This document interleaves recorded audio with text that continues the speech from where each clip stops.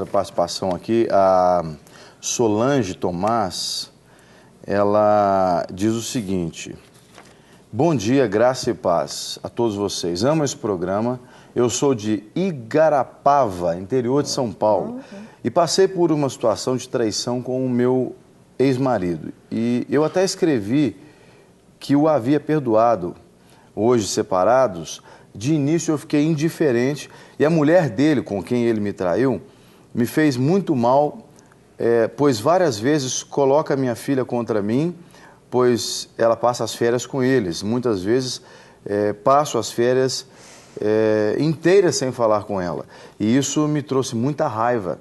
E oro para que Deus me trate e trabalhe no coração deles. E eu declaro para mim mesma que eu perdoo mais quando eu os vejo com a minha filha.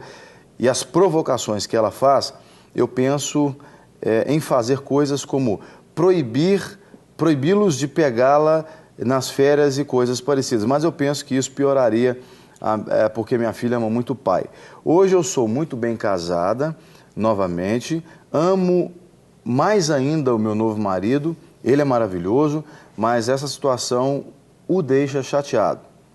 Gostaria de ganhar um livro sobre o perdão do pastor. Ela está falando aqui sobre aquele livro do pastor Leonardo Paulino, e eu achei que tinha perdoado, que será o lançamento dele, inclusive, aqui em Belo Horizonte, no Ponteio La Shopping, dia 22, quarta-feira, às 8 da noite. Não é? Então, Solange, você pode, inclusive... A gente hoje não está dando de presente esse livro, mas você está concorrendo aos outros também. Não é? Nesse caso, que eu dou pastor... para ela colocar no lugar dele. Né? Ela não... do marido atual. Sim. Né? Se ela estivesse vivendo essa situação, como é que ela reagiria? Né? Ela diz que ele está ficando aborrecido com isso, com toda razão, né? Porque ela está vivendo um novo relacionamento sem resolver o antigo. Todo relacionamento, gente, casamento que se separa, divórcio, Deus, para começar, Deus odeia o divórcio, né? Mas há situações que é necessário, e a gente sabe disso, vai sempre haver o divórcio, não tem jeito. Desde o princípio o divórcio foi relatado. Mas uma das coisas que fica mesmo é aquela questão da ligação da alma. Aí vem muito a clínica da alma, que faz um grande efeito, né? É porque fica pedaços um do outro neles. Então, é preciso de uma ministração mesmo para arrancar aquilo que ficou, para que ela possa, depois de resolvido, conseguir, se for, né, na direção das autoridades espirituais dela, ela partir para um outro relacionamento. Porque se eu entro num segundo relacionamento, que é o caso dela, ela já está no novo casamento. Ela já está num novo casamento e ele também. Ele não está questionando isso e tal, né? Mas talvez ele tenha sido a pessoa que provocou o divórcio, talvez, né? Então, mas ela tem que resolver isso, ela tem que arrancar isso dela que ficou com ele. Mas não tem jeito totalmente, nem clínica da alma, nem ninguém de nós podemos resolver, porque existem filhos. E os filhos é o resultado deste relacionamento. Então, sempre vai ter. Quando alguém me procura, vou casar com uma pessoa que já tem um filho. Divorciado ou teve. Eu digo assim, olha, filho, você tem que se preparar para isso. Porque ele vai sempre ter o filho. Sempre ter o filho. O filho não vai deixar de ser filho dele ou dela nunca.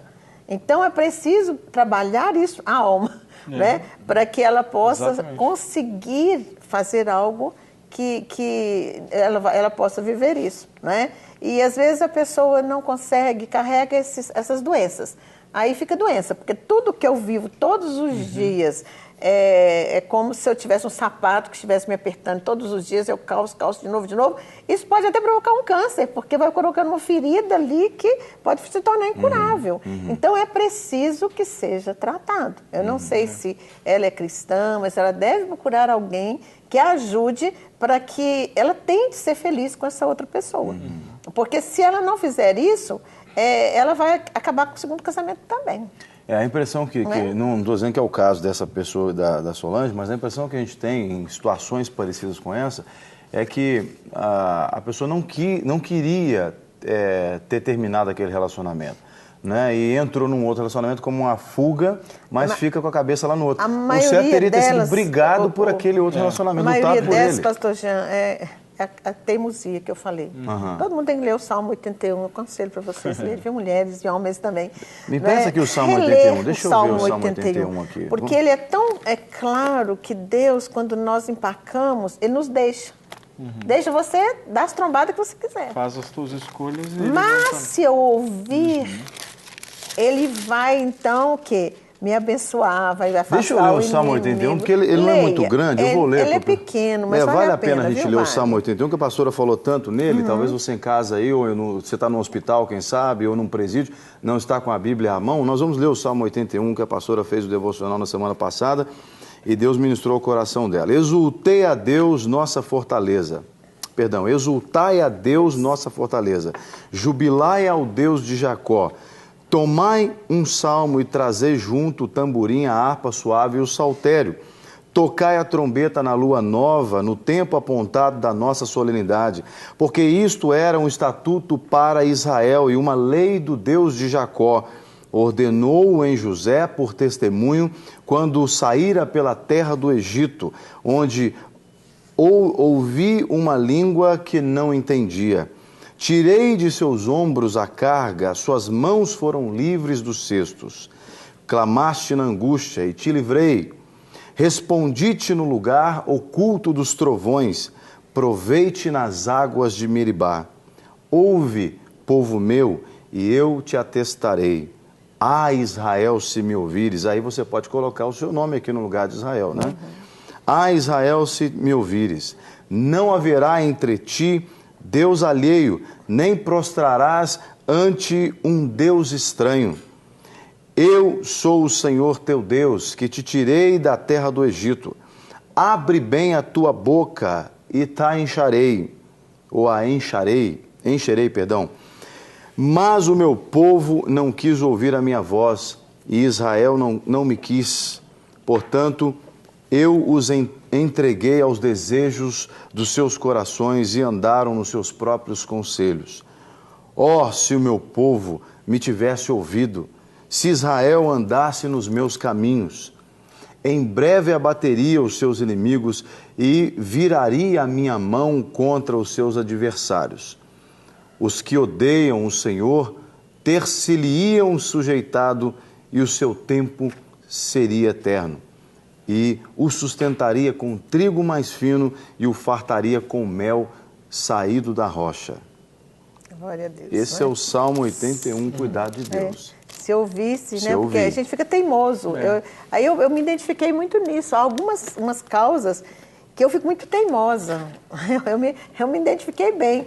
As causas que eu bati pé, eu queria ter razão, e eu não ouvia Deus. Ele diz assim, se me ouvisse. Se você não ficasse nessa teimosia, minha tradução diz teimosia mesmo, se você não grudasse nessa teimosia de querer fazer valer. Porque as mulheres, muitas vezes, elas ficam muito ofendidas por ter sido deixada pelo marido para ter outro. Se ele ficar sozinho, se ele estiver sofrendo... Dói menos. Não é nada. Principalmente se a outra for mais feia. Principalmente se a outra for mais feia do que a deixada. For menos interessante. Então, a mulher, é porque ela não quer mais, mas ela não quer perder. Aí é o senso da mulher de não perder.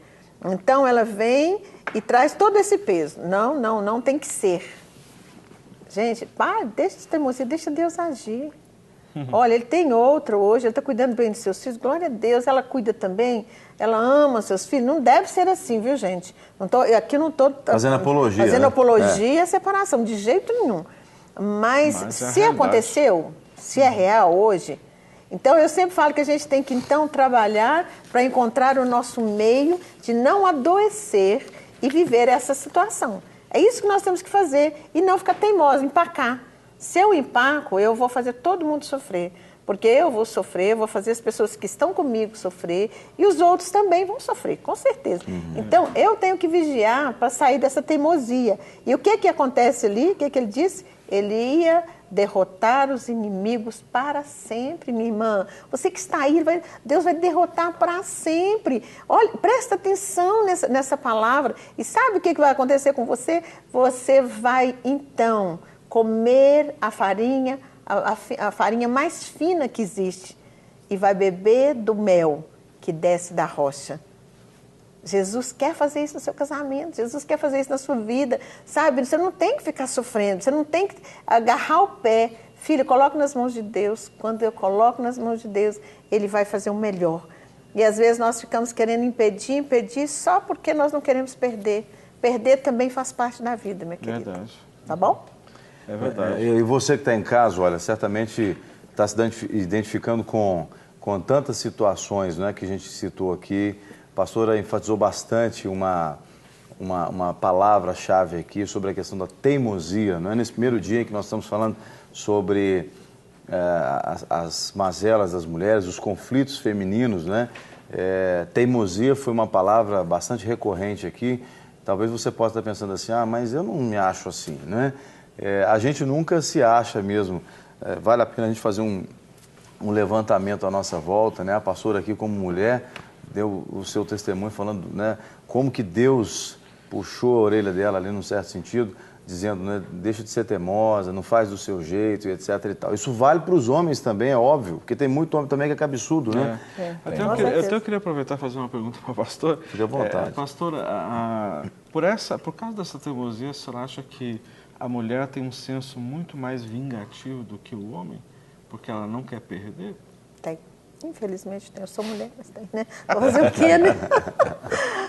Tem. Eu acho que a mulher tem. Ela não quer perder, ela já viu que já perdeu, mas ela quer destruir aquela possibilidade das outras pessoas ter essa, vamos dizer, essa felicidade. Porque eu acho que é tudo uma bagunça que nós estamos vivendo hoje.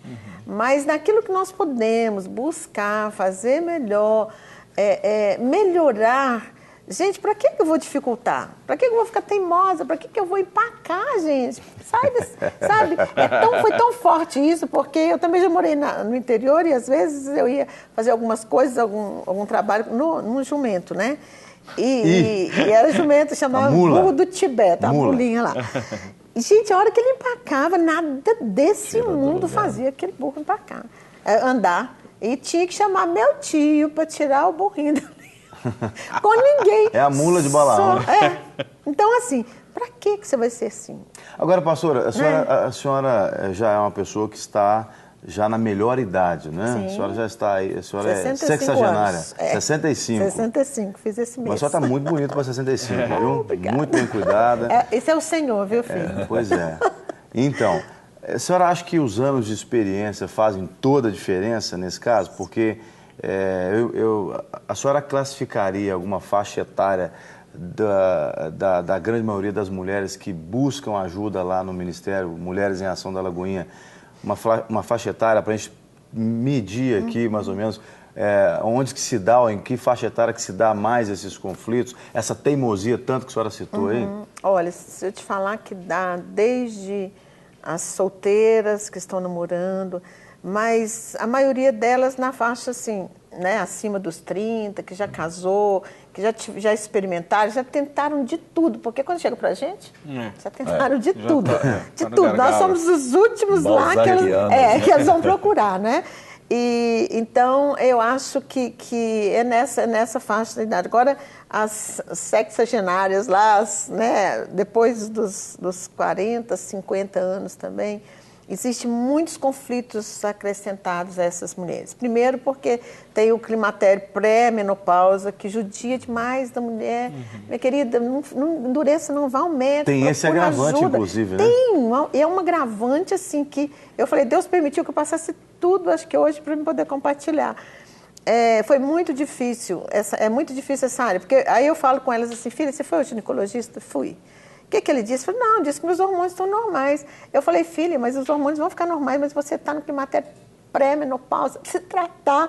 E como assim, às vezes tem muita dificuldade de médico, eu falo, tem que tratar. Então aí entra uma outra faixa, que é uma diferença hormonal, que a mulher experimenta, que precisa ser tratada, não é espiritual.